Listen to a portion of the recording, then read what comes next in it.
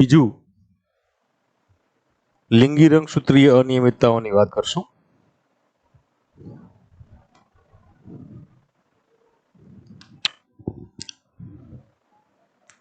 સૌથી પહેલા દૈહિક રંગસૂત્રીય અનિયમિતતા, જેને આપણે કહીએ છીએ ઓટોઝોમલ એન્યુપ્લોઇડી.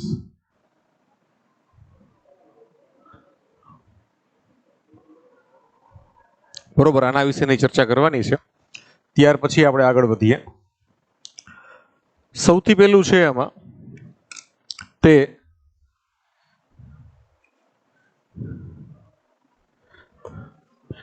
ડાઉન સિન્ડ્રોમ છે.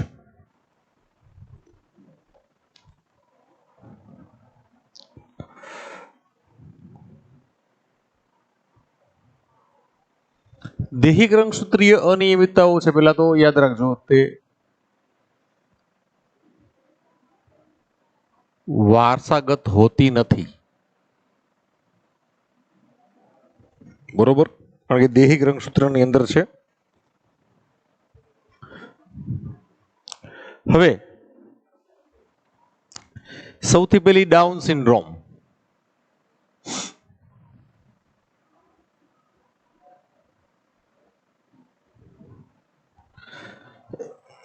જેને આપણે મંગોલોઇડ ઇડિયોસી તરીકે પણ ઓળખીએ છીએ.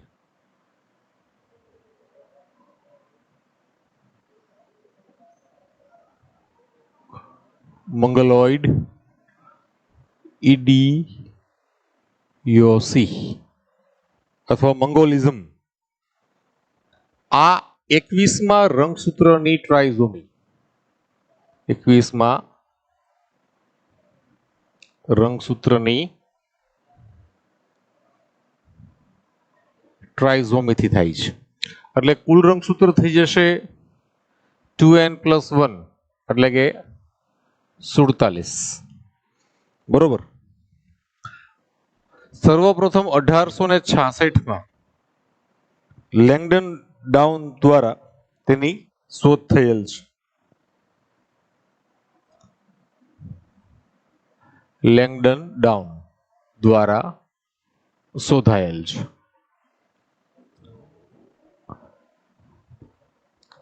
બરોબર.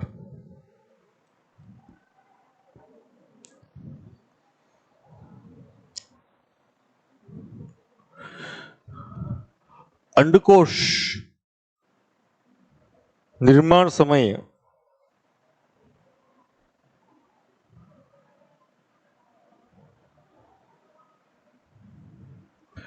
પ્રથમ અર્ધીકરણમાં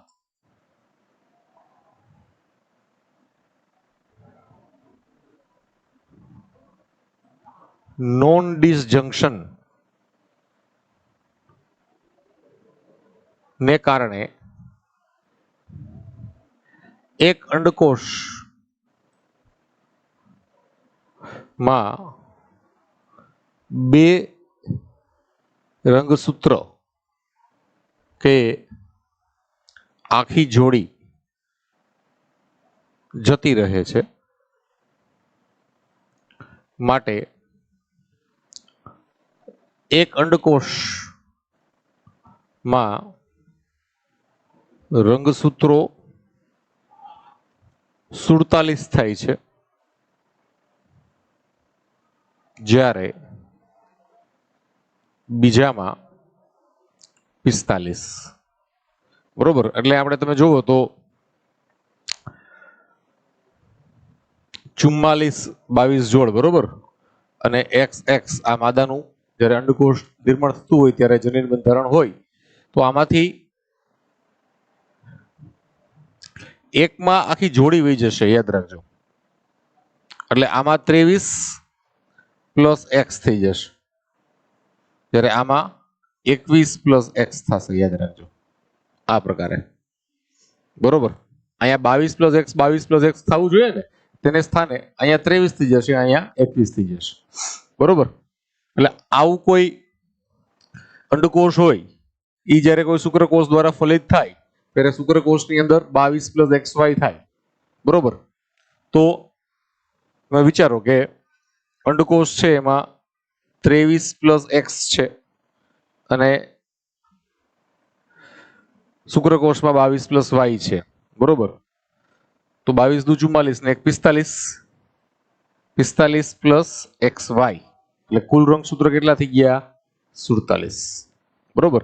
જ્યારે આવું હોય તો એની સાથે કોઈ આપણે કોઈ બીજું શુક્રકોષ છે જોડીએ તો એમાં 45 થશે, બરોબર?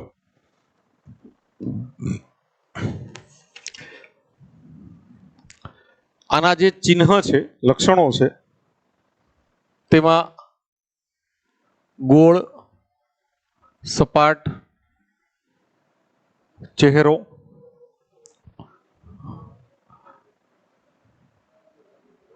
ખુલ્લું મોં,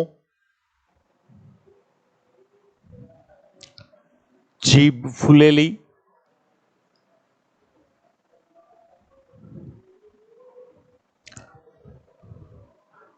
લીચલો હોઠ,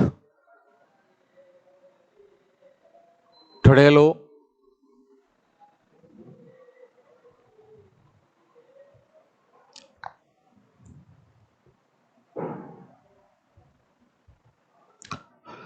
માનસિક મંદ. આનો આઈક્યુ છે ને એ 40 થી ઓછો હોય, યાદ રાખજો. હૃદય અને બીજા અવયવો ની ખામી અને અન્ય અંગો ની ખામી, બરોબર?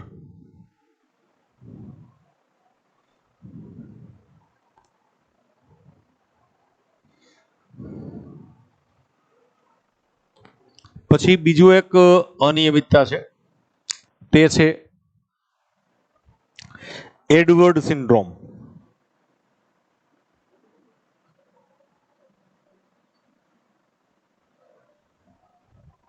એડવર્ડ સિન્ડ્રોમ 18મા રંગસૂત્રની ટ્રાઇઝોમી છે.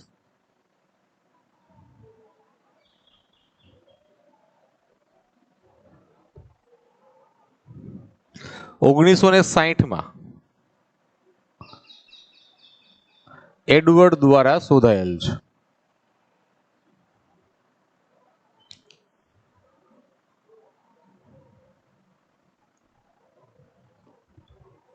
બરોબર? એટલે આની અંદર પણ કુલ રંગસૂત્ર 2n+1 એટલે 47 થશે, પણ 18માં જોડી રંગસૂત્રની ટ્રાઇઝોમી છે.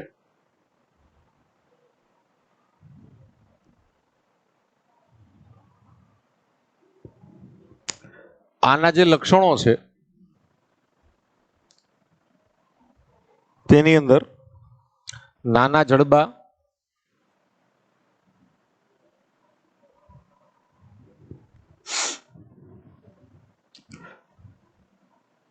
ટૂંકા કાન,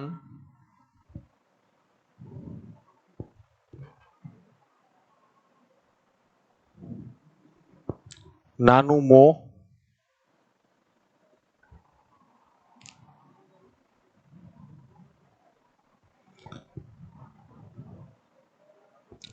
માનસિક મંદ અને જન્મ પછી માત્ર 6 મહિના જીવે. જન્મ બાદ માત્ર 6 મહિના જીવન, એટલે કે અલ્પાયુ, બરોબર? પછી એક બીજી રંગસૂત્રીય અનિયમિતતા છે, તે પટાવ સિન્ડ્રોમ છે. ત્રીજી અનિયમિતતા PATAU, પટાઉસ સિન્ડ્રોમ. તે પણ 1960માં પટાવ દ્વારા શોધાયેલ છે.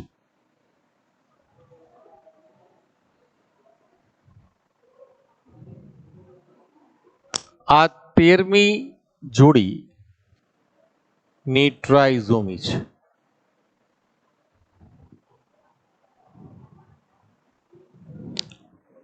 બરોબર. આના જે લક્ષણો છે તેની અંદર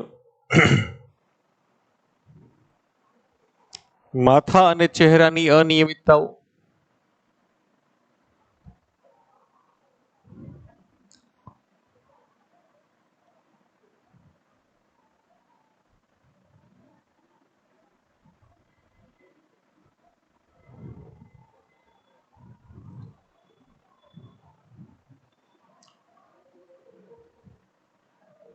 હોઠ તૂટેલા,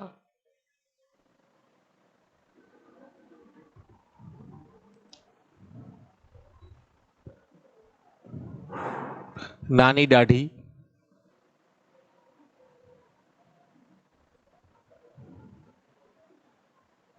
મુઠ્ઠી વળેલી,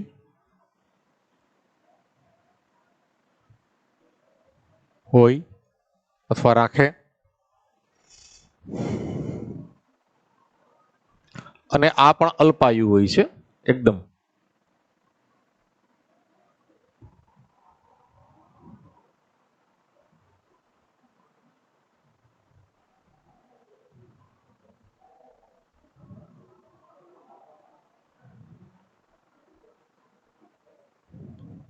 બરોબર. ત્યાર પછી આપણે લિંગી રંગસૂત્રીય અનિયમિતતાઓની વાત કરીએ.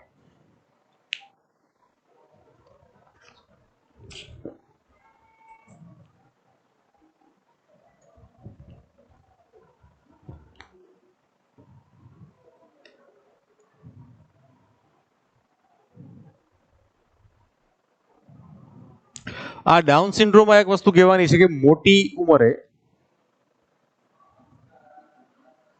થતા બાળકોમાં વધુ સંભાવના છે રહેલી હોય છે. આની અંદર ખાસ એડવર્ડ સિન્ડ્રોમ છે તેની સંભાવના તો બહુ ઓછી હોય છે, 8001. બરોબર, 1/8000. સેમ વે આ પટાવ સિન્ડ્રોમ છે તે 1/20,000 છે, એટલે ઓછી સંભાવનાઓ છે બધી. હવે લિંગી રંગસૂત્રીય અનિયમિતતાની વાત કરીએ.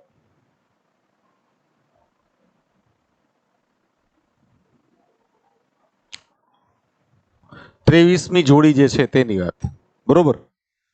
એમાં સૌથી પહેલું છે ટર્નર સિન્ડ્રોમ.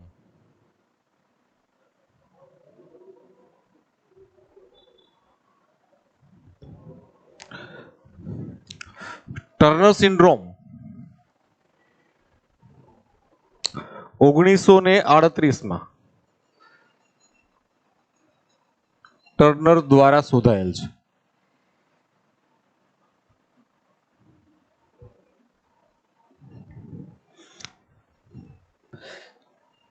તે 23મી જોડી ની મોનોઝોમી.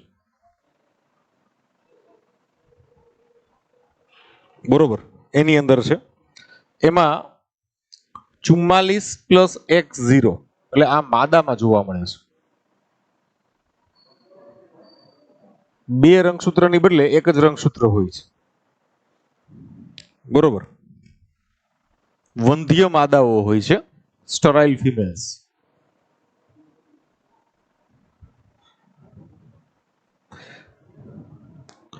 તેમાં અલ્પવિકસિત અંડકોષ, અલ્પવિકસિત અંડપિંડો, પેલા તો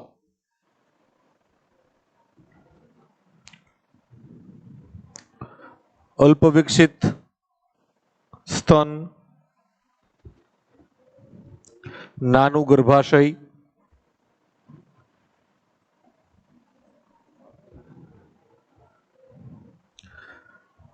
ઓછી ઊંચાઈ,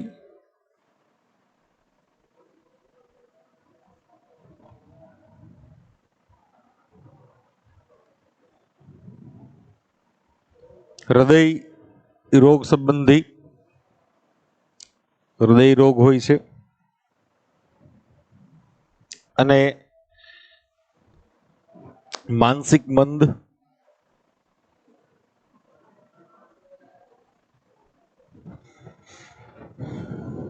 અને 3000 માંથી એકની સંભાવના આમાં જોવા મળે છે.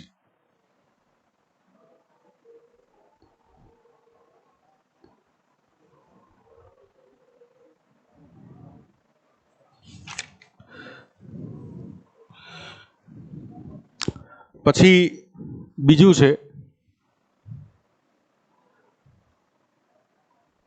ક્લાઇનફેલ્ટર સિન્ડ્રોમ.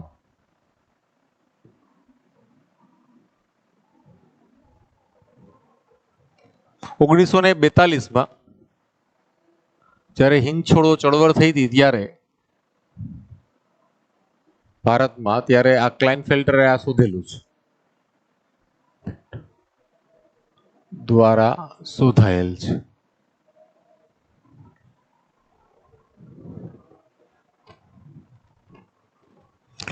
તે એક્સ રંગસૂત્ર ની ટ્રાઇઝોમી ને કારણે થાય છે. એટલે આની અંદર આવી રીતે થશે એક્સ એક્સ વાય બરોબર, 2 એક્સ રંગસૂત્ર 47 કુલ રંગસૂત્ર થઈ જશે 47. વંધ્ય નર હોય છે, સ્ટરાઇલ મેલ્સ એટલે વંધ્ય નર કે માદાના વધુ લક્ષણો ધરાવતા હોય. આપણે જે વ્યંઢળો કહીએ છીએ બધા એ આ છે. શુક્રપિંડ અલ્પ વિકસિત,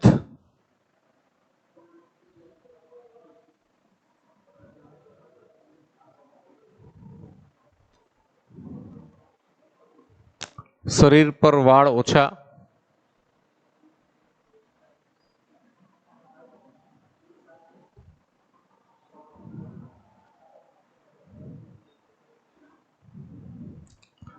પહોળી મિતમ મેખલા,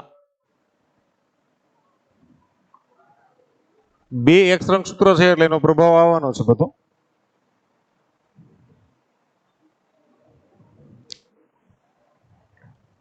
લાંબા પગ,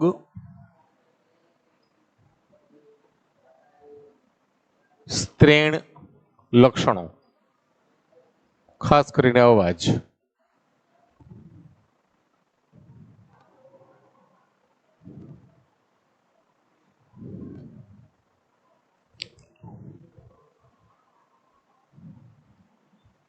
હવે ત્રીજું છે સુપર ફિમેલ. હવે આની અંદર એક્સ રંગસૂત્ર વધુ સંખ્યામાં,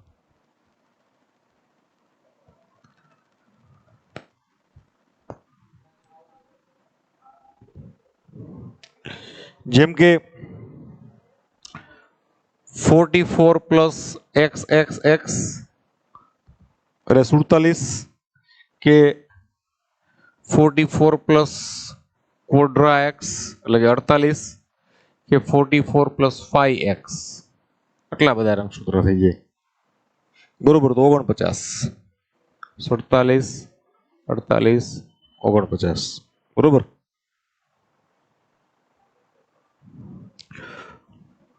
આ ક્લાઇનફેલ્ટર સિન્ડ્રોમ છે તે 500 માં એક વ્યક્તિ ની સંભાવના છે, જ્યારે સુપર ફિમેલ છે તે 1500 માં એક વ્યક્તિ આવું હોઈ શકે છે.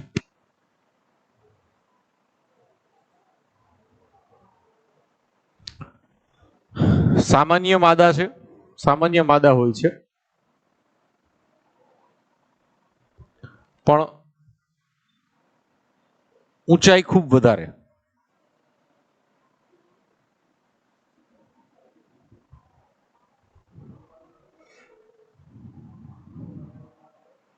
આની અંદર હવે નેક્સ્ટ છે એ સુપર મેલ, સુપર મેન નહીં, સુપર મેલ.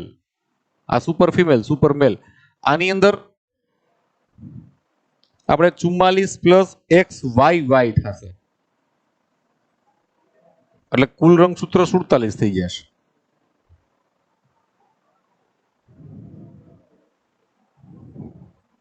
આવા જે નર હોય છે તે વધુ ઊંચા હોય, માનસિક મંદ હોય, પણ ક્રિમિનલ ટેન્ડન્સી એને જેકોબ સિન્ડ્રોમ એ કહેવાય. સુપરમેલ છે ને એને જેકોબ સિન્ડ્રોમ એ કહેવાય.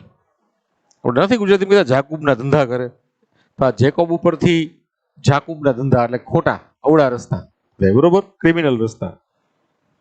વધુ આક્રમક હોય છે આ લોકો.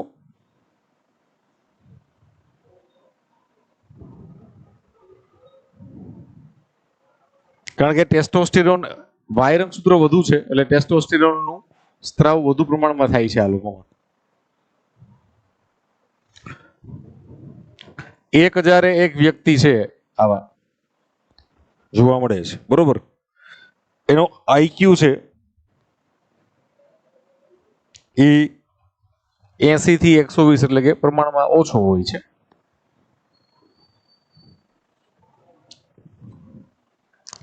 એટલે આટલા પ્રકારની આપણે અનિયમિતતા જોવા મળે છે, બરોબર.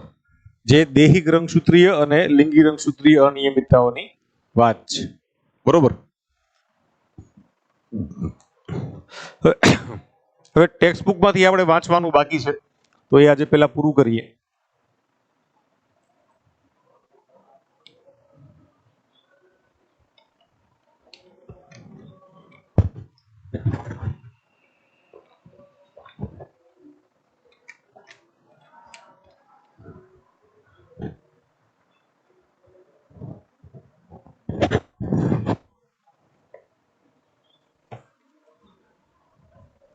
બીજા તો ઘણા બધા જનનિક અનિયમિતતાઓના રોગ છે.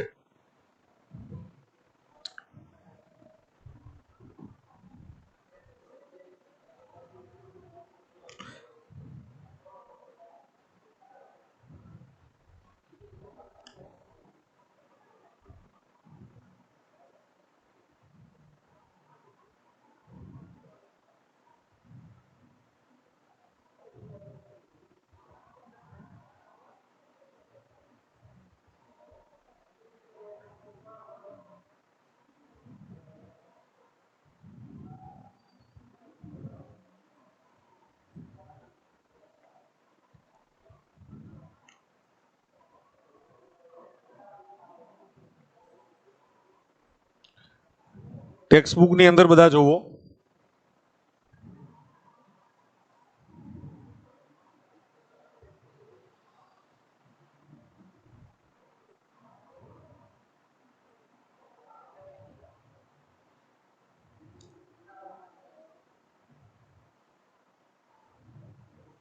આપણે મેન્ડેલિયન અનિયમિતતાઓની વાત કરી છે, બરોબર. એમાં ટોપિક 5.8.2 એ પહોંચ્યા છીએ આપણે. વ્યાપક રીતે જેનેટિક અનિયમિતતાઓને બે જૂથમાં વહેંચી શકાય છે, મેન્ડેલિયન અનિયમિતતા અને રંગસૂત્રીય અનિયમિતતા. મેન્ડેલિયન અનિયમિતતા એ છે કે જેમાં કોઈ એક જનીનમાં રૂપાંતરણ અથવા તો વિકૃતિ થાય એટલે મેન્ડેલિયન અનિયમિતતા છે તે જેનેટિક અનિયમિતતા છે. આ વિકાર એ જ ક્રિયાવિધિ દ્વારા સંતતિમાં ઉતરે જેનો અભ્યાસ આનુવંશિકતાના સિદ્ધાંતમાં કરેલો છે, બરોબર. આપણે જે મેન્ડલના સિદ્ધાંતો જોયા તે પ્રમાણે આ પ્રકારની મેન્ડેલિયન અનિયમિતતાઓની આનુવંશિકતાના ઉદાહરણોમાં કોઈ કુટુંબ વંશાવલી પૃથ્થકરણ દ્વારા શોધી શકાય છે. મેન્ડેલિયન વિકારોમાં સૌથી સામાન્યમાં haemophilia, cystic fibrosis, sickle cell anaemia, રંગનતા, ફિનાઇલકીટોન્યુરિયા, થેલેસેમિયા વગેરે છે. અહીં એ પણ બતાવવું જરૂરી છે કે મેન્ડેલિયન અનિયમિતતાઓ પ્રભાવી અને પ્રચંડ પણ હોઈ શકે છે. મેન્ડલની એટલે તો આપણે મેન્ડેલિયન કહીએ છીએ શબ્દ, કારણ કે મેન્ડેલિયન સિદ્ધાંતોને અનુસરે છે. જેમ કે હિમોફિલિયામાં જોવા મળે છે તે મુજબ આ લક્ષણ લિંગ સંકલિત પણ હોઈ શકે છે, એટલે કે એક રંગસૂત્ર સાથે સંકલિત પણ છે. એ સુસ્પષ્ટ છે કે એક સંલગ્ન પ્રચ્છન્ન લક્ષણ વાહક માદામાંથી નર સંતતિને પ્રાપ્ત થાય છે. આ વંશાવલીનો નમૂનો આકૃતિ 5.14 માં પ્રભાવી અને પ્રચ્છન્ન લક્ષણ દ્વારા દર્શાવવામાં આવેલ છે. તમારા શિક્ષક સાથે ચર્ચા કરો અને દૈહિક અને લિંગી રંગસૂત્રો સંલગ્ન લક્ષણોની વંશાવલી પૃથ્થકરણનો ચાર્ટ આપણે બનાવ્યો હતો. બરોબર. રંગગંધતા ની આપણે વાત કરેલી છે, છતાં વાંચી લઈએ. આ લિંગ સંલગ્ન પ્રચ્છન્ન જનીનની ખામી છે, જે લાલ અથવા લીલા આંખના શંકુકોષોની ખામીને કારણે છે. તેના પરિણામે લાલ અને લીલા રંગ પારખવામાં નિષ્ફળ જવાય છે. આ ખામી એક રંગસૂત્ર પર હાજર કેટલાક જનીનોની વિકૃતિને કારણે થાય છે. એક રંગસૂત્ર ઉપર યાદ રાખજો. આ આશરે 8% નરમાં. હવે નર હોય એટલે દેખીતી વાત છે કે એને તેના માતામાંથી એક રંગસૂત્ર છે તે આવેલું હોય છે. જો એ સામાન્ય હોય તો કોઈ પ્રશ્ન નથી. એની અંદર વિકૃત જનીન થઈ ગયા હોય તો પછી એ નરની અંદર બીજું એક રંગસૂત્ર ન હોવાને કારણે તેમાં તરત જ ખામી છે પ્રગટ થશે. આશરે 8% નરોમાં, જ્યારે આશરે માત્ર 0.4% માદાઓમાં જોવા મળે છે. આનું કારણ લાલ લીલા રંગની અંતતા માટેના જનીનો એક રંગસૂત્ર પર આવેલા છે. નર ફક્ત એક જ અને માદા બે એક રંગસૂત્ર ધરાવે. એટલે જો માદાની અંદર એક રંગસૂત્ર ઉપર ખામીવાળું જનીન હોય તો બીજા એક રંગસૂત્ર ઉપર એનું સામાન્ય જનીન હોવાનું જ છે.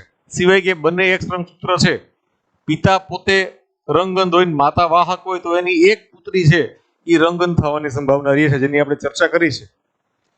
નર ફક્ત એક જ અને માદા બે એક રંગસૂત્ર ધરાવે. સ્ત્રી કે જે આ જનીન ધરાવે છે તેના પુત્રમાં રંગગંધ થવાની સંભાવના 50% છે. માતા પોતે રંગગંધ નથી, કારણ કે જનીન પ્રચ્છન્ન છે. આનો અર્થ એ થાય છે કે તેની અસર તેને મળતા આવતા પ્રભાવી જનીન સામાન્ય જનીન દ્વારા દબાવી દેવામાં આવે છે. બરોબર. માદાની અંદર સામાન્ય સંજોગોમાં પુત્રી રંગગંધ હોતી નથી જ્યાં સુધી તેની માતા વાહક અને પિતા રંગગંધ ના હોય. બરોબર. એટલે આપણે એની એ વાત કરી હતી કે પિતા પોતે રંગગંધ હોય, માતા વાહક હોય, તો જ એની એક પુત્રી છે એ રંગગંધ થવાની સંભાવના રહે. હિમોફિલિયા આ લિંગ સંકલિત પ્રચ્છન્ન રોગનો વ્યાપક અભ્યાસ થઈ ચૂક્યો છે, જેમાં સામાન્ય વાહક માદાથી અમુક નર સંતતિમાં રોગનો ફેલાવો થાય છે. આ રોગ રુધિર ગંઠાવાની ક્રિયા સંબંધિત છે અને તેમાં એકલ પ્રોટીન અસરગ્રસ્ત થાય છે. બરોબર. આપણે કીધું હતું કે ભાઈ 8મું અને 9મું કારક છે જે રુધિર જામી જવા માટે જવાબદાર છે, એન્ટી હિમોફિલિક ગ્લોબ્યુલિન ની ઉણપને કારણે થતો રોગ છે આ AHG. આ પ્રોટીન એક પ્રોટીન શૃંખલાનો અંશ માત્ર હોય છે. આને કારણે અસરગ્રસ્ત વ્યક્તિના શરીરમાં નાનો ઘા પડવાથી પણ રુધિર નીકળવું બંધ નથી થતું. વિષમયુગ્મી માદા એટલે કે વાહક માદા દ્વારા આ હિમોફિલિયા રોગ પુત્રોમાં વહન પામે છે. હવે નર છે એમાં તો X અને Y બે જ હોય. બરોબર. X રંગસૂત્ર છે ખામી વાળું હોય એટલે દેખીતી વાત છે કે એનું ઉત્પાદન AHG નું ઉત્પાદન નરમાં થાય નહીં. જ્યારે માદા છે એની અંદર X રંગસૂત્ર હોવાથી એકમાં જો ખામીયુક્ત જનીન હોય રંગસૂત્રમાં, X રંગસૂત્રમાં, તો બીજું X રંગસૂત્ર છે તેની અંદર તેનું તંદુરસ્ત જનીન હોવાથી AHG નું નિર્માણ છે તે સામાન્ય રીતે થતું હોય છે. માદાની રોગગ્રસ્ત થવાની સંભાવના નહીવત છે, કારણ કે આ પ્રકારની માદાની માતા વાહક અને પિતા હિમોફિલિક હોવું જરૂરી છે, કે જે વધુ ઉંમર સુધી જીવિત નથી રહેતા. બરોબર. નર છે વધુ ઉંમર સુધી જીવિત રહે જ નહીં, એટલે એ પિતા બનવાની કોઈ સંભાવના રહેતી નથી. રાણી વિક્ટોરિયાના કુટુંબની વંશાવલી આવા અનેક હિમોફિલિક વારસો ધરાવતા સંતાનો દર્શાવે છે, કારણ કે પોતે તેના રોગના વાહક હતા. બીજું છે સિકલ સેલ એનિમિયા. આ દૈહિક રંગસૂત્ર સંલગ્ન પ્રચ્છન્ન જનીન છે, જે પિતૃમાંથી સંતતિમાં ત્યારે જ પ્રવેશે જ્યારે બંને પિતૃઓ જનીનના વાહક હોય અથવા તો વિષમ યુગ્મી હોય. હવે આ દૈહિક રંગસૂત્રીય ખામી છે. બરોબર. તો પહેલા તમે કામ કરો, આનો એક સ્ક્રીનશોટ લઈ લ્યો બધા.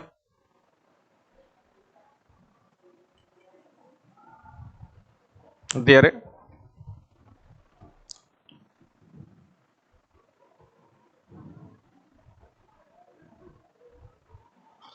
બધા આનો એક સ્ક્રીનશોટ લઈ લ્યો બેટા.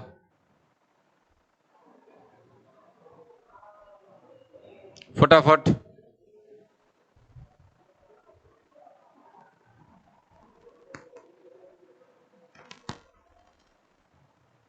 લેક્ચરમાં કેટલા લોકો હાજર હતા ઈ મને તમે લેક્ચર પતે ત્યાં સુધીમાં પ્રેઝન્ટ આપી દેજો તમારી. સાગર સરે કીધું છે તે પ્રમાણે.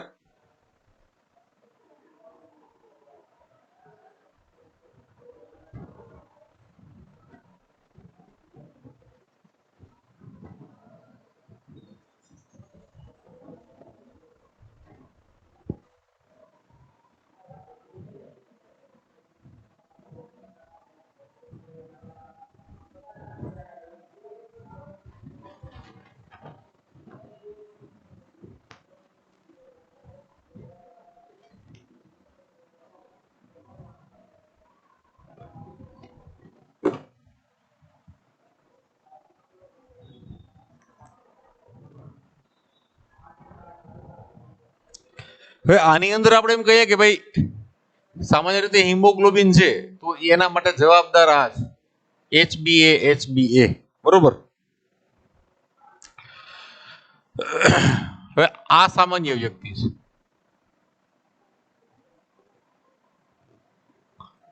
સિકલ સેલ એનેમિયા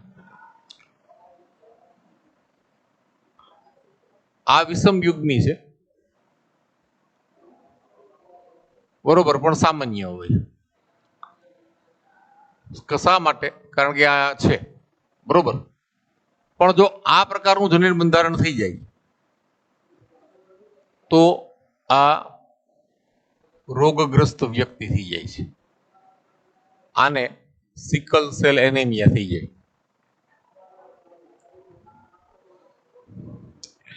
આ રોગનું નિયંત્રણ એક જોડ જનીન HbA અને HbS કરે છે. રોગના લક્ષણો 3 સંભવિત જીનોટાઇપમાંથી માત્ર HbS વાળા સહયુગ્મી વ્યક્તિઓમાં દેખાય બરોબર. સહયુગ્મી પ્રછન યાદ રાખજો, સહયુગ્મી પ્રછન. HbA HbS વ્યક્તિ રોગ મુક્ત હોય છે પરંતુ તે વાહક છે. વિકૃત જનીન સંતતિમાં ઉતરવાની સંભાવના 50% હોય છે. આ વિકારનું કારણ હિમોગ્લોબિન અણુની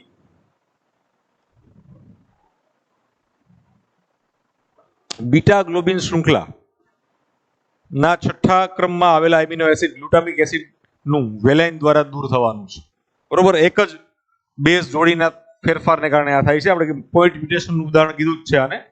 ગ્લોબિન પ્રોટીનમાં એમિનો એસિડની આ બાદબાકી બીટા ગ્લોબિનના છઠ્ઠા સંકેતમાં GAG ના સ્થાને GUG દ્વારા દૂર થવાને કારણે થાય છે. એટલે A ને સ્થાને U આવી ગયું, જોઈ લ્યો તમે. ઓછા ઓક્સિજનની સ્થિતિમાં વિકૃત હિમોગ્લોબિન અણુનું બહુલીકરણ થઈ જાય છે અને તાણના કારણે RBC દ્વિઅંતરગોળ આકાર બદલાઈને દાંતરડા આકારનું થઈ જાય છે. જો આકૃતિની અંદર એ બતાવેલું છે કે સામાન્ય જનીન હોય તો GAG CTC બરોબર એ પ્રકારનું છે, તો એનું mRNA છે તે GAG છે. તો GAG છે એને કારણે ગ્લુટામિક એસિડ છે એ આવે છે બરોબર. એની બદલે વા GAG ની બદલે GTG થઈ જાય બરોબર. તો એ CA એનું નીચેની શૃંખલા CTC છે તો mRNA છે તે GUG થઈ જાય છે બરોબર. એટલે A ની બદલે U આવી ગયું તો ત્યાં સંકેત બદલાઈ ગયો. GAG છે તે ગ્લુટામિક એસિડનો છે જ્યારે GUG છે તે વેલિનનો છે બરોબર. આને પરિણામે આ વસ્તુ થાય છે બરોબર છઠ્ઠા રંગસૂત્ર ઉપર. એટલે આ HbS પેપ્ટાઇડ છે એની અંદર છઠ્ઠું એમિનો એસિડ છે તે વેલિન છે, જ્યારે HbA દ્વારા બનતી જે પેપ્ટાઇડ હોય બીટા શૃંખલાની એની અંદર છઠ્ઠું એમિનો એસિડ છે તે ગ્લુટામિન છે, ગ્લુટામિક એસિડ છે. ફિનાઇલ કીટોન યુરિયા આ જન્મજાત ચયાપચયી ખામી પણ દૈહિક પ્રચ્છન્ન લક્ષણોની જેમ આનુવંશિકતા દર્શાવે. રોગગ્રસ્ત વ્યક્તિમાં ફિનાઇલ એલેનિન નામના એમિનો એસિડનું ટાયરોસિનમાં રૂપાંતર કરવા માટે જરૂરી ઉત્સેચકની ઉણપ થાય. હવે એ ઉત્સેચક કયું છે એ આપણે વાત કરી, ફિનાઇલ એલેનિન હાઇડ્રોક્સિલેઝ બરોબર. પરિણામે સ્વરૂપે ફિનાઇલ એલેનિન એકત્રિત થતો રહે છે. ફિનાઇલ પાયરુવિક એસિડ અને અન્ય વ્યુત્પન્નોમાં ફેરવાય. ખાસ કરીને મસ્તિષ્ક પેરુજળની અંદર એકત્ર થાય. તેના એકત્રીકરણથી માનસિક નબળાઈ આવી જાય છે. મૂત્રપિંડ દ્વારા ઓછું શોષણ પામવાથી તે વધુ પડતો મૂત્ર સ્વરૂપે ઉત્સર્જન પામે છે અથવા મૂત્ર દ્વારા ઉત્સર્જન પામે, એટલે આપણે એને ફિનાઇલ કીટોન યુરિયા કહીએ છીએ. પછી થેલેસેમિયા આ પણ દૈહિક સંલગ્ન પ્રચ્છન્ન જનીનથી થતો રુધિર રોગ છે. તે પિતૃઓમાંથી સંતતિઓમાં કે જ્યારે બંને પિતૃઓ બિન અસરકારક વાહક જનીન ધરાવતા હોય ત્યારે થાય છે. આ અસર થવાનું કારણ વિકૃતિ અથવા દૂર થવું, જેના આખરી પરિણામમાં હિમોગ્લોબિન નિર્માણમાં વપરાતી ગમે તે એક ગ્લોબિન શૃંખલા અથવા એટલે કે આલ્ફા કે બીટા સાંકળોના સંશ્લેષણમાં ઘટાડો થાય છે. આપણે કીધું છે કે ભાઈ આ જે થેલેસેમિયા છે તો થેલેસેમિયા ની અંદર આલ્ફાની વાત, આલ્ફા થેલેસેમિયા હોય તો આ આલ્ફા શૃંખલા છે આનું નિર્માણ છે તે 4 જનીનો દ્વારા નિયંત્રિત છે.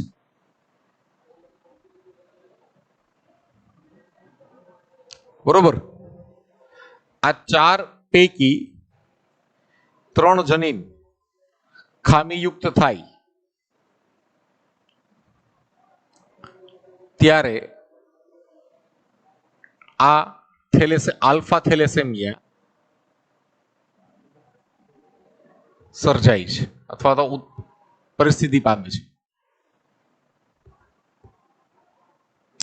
આને કારણે હિમોગ્લોબિનના અસામાન્ય અણુઓ નિર્માણ પામે, તેને પરિણામે એનિમિયા એટલે કે પાંડુ રોગ થાય છે, જે રોગનું લક્ષણ છે. હિમોગ્લોબિન અણુની કઈ સાંકળ અસર કરતા છે તેને આધારે થેલેસેમિયાનું વર્ગીકરણ કરી શકાય. આલ્ફા થેલેસેમિયા આલ્ફા ગ્લોબિન સાંકળનું ઉત્પાદન અસર કરતા છે, જ્યારે બીટા થેલેસેમિયામાં બીટા ગ્લોબિન સાંકળનું ઉત્પાદન અસર કરતા હોય છે. આલ્ફા થેલેસેમિયા એ બે નજીકથી જોડાયેલા સંલગ્ન જનીનો HbA1 અને HbA2 કે જે દરેક પિતૃના 16મા રંગસૂત્ર ઉપર આવેલ છે તેના દ્વારા નિયંત્રિત છે. યાદ રાખજો, બરોબર. આ HbA1 અને HbA2 16મા રંગસૂત્ર ઉપર છે અને તેના દ્વારા નિયંત્રિત હોય છે, અને તે 1 કે 4 જનીનમાંથી વધુ જનીનોમાં વિકૃતિ અથવા દૂર થવાને કારણે જોવા મળે છે. મેં તમને કીધું કે 4 જનીન છે, બરોબર, જોડીમાં છે, 2 જોડી છે, તો 4 માંથી 3 જનીન ખામીયુક્ત થાય ને ત્યારે જ આલ્ફા થેલેસેમિયા છે તે થાય છે, બરોબર. જેમ વધુ જનીન અસર કરતા એટલે ખામીવાળા બને તેમ આલ્ફા ગ્લોબિન અણુઓનું ઉત્પાદન ઓછું થાય છે. જ્યારે બીટા થેલેસેમિયા એકલ જનીન HBB દ્વારા છે, બરોબર. બીટા થેલેસેમિયા છે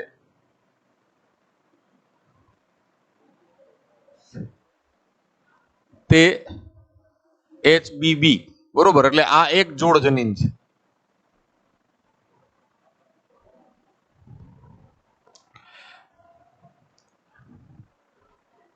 અને આ 11મા રંગસૂત્ર ઉપર આવેલું હોય છે.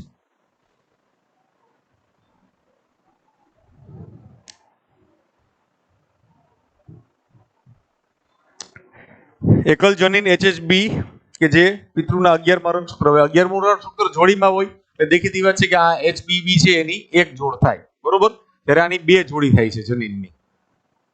દરેક રંગસૂત્ર ઉપર 2 જોડ, અહીંયા યાદ રાખજો, 16મા છે ને એમાં આ HB1 એની 2 અને આની 2, બરોબર, એ ક્યાં આવેલી હોય? 16મા ઉપર. જ્યારે આમાં એક જોડ જનીન 11મા રંગસૂત્રમાં.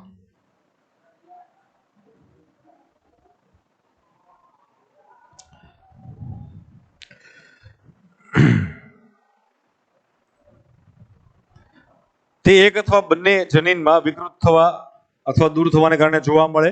થેલેસેમિયા સિકલ સેલ એનિમિયાથી અલગ છે, કારણ કે સિકલ સેલ એનિમિયામાં ગ્લોબિન અણુના સંશ્લેષણની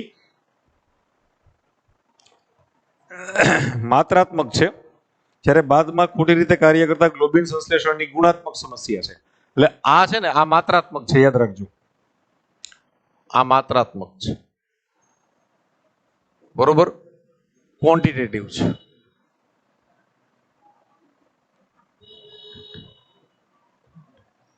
ક્વોન્ટિટેટિવ, બરોબર, જ્યારે આ ગુણાત્મક છે.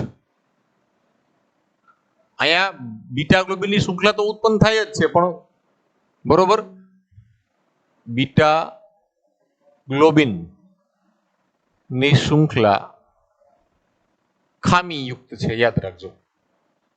ખામીયુક્ત છે એટલે આપણે શું કહીએ એને? ગુણાત્મક. જ્યારે અહીંયા કા આલ્ફા શૃંખલા ઓછી સર્જાય છે અથવા અહીંયા બીટા ગ્લોબિન શૃંખલા ઓછી સર્જાય,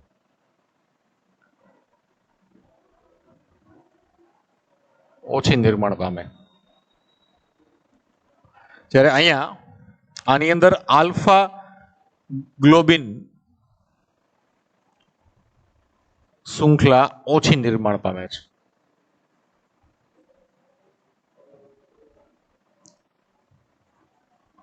એટલે આપણે આને કેવી કહીએ? ક્વોન્ટિટેટિવ, બરોબર. પછી રંગસૂત્રીય અનિયમિતતાઓની આપણે વાત કરી લીધી છે, બરોબર. એની અંદર જો તમે ડાઉન સિન્ડ્રોમ, પછી ક્લાઇનફેટર સિન્ડ્રોમ, ટર્નર સિન્ડ્રોમ, આ બધી વસ્તુ આપણે જોઈ લીધી છે, બરોબર.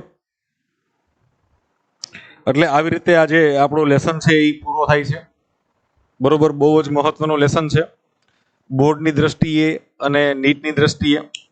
એટલે આ વિડીયો છે તે ફરી પાછા બધા જોજો. એટલે આપણે એક્સ્ટ્રા કરી અને ટેક્સ્ટ બુકની અંદરનું છે એ પણ કમ્પ્લીટ કરવાનો પ્રયત્ન કર્યો છે, બરોબર. એક એક વસ્તુ છે એ તમને ડિટેલમાં ટેક્સ્ટ બુકની અંદર વર્ડ ટુ વર્ડ સમજાય એવો આગ્રહ આપણે રાખેલો છે, બરોબર. તો આજે આપણે આ લેસન છે એ પૂર્ણ કરીએ છીએ, બરોબર.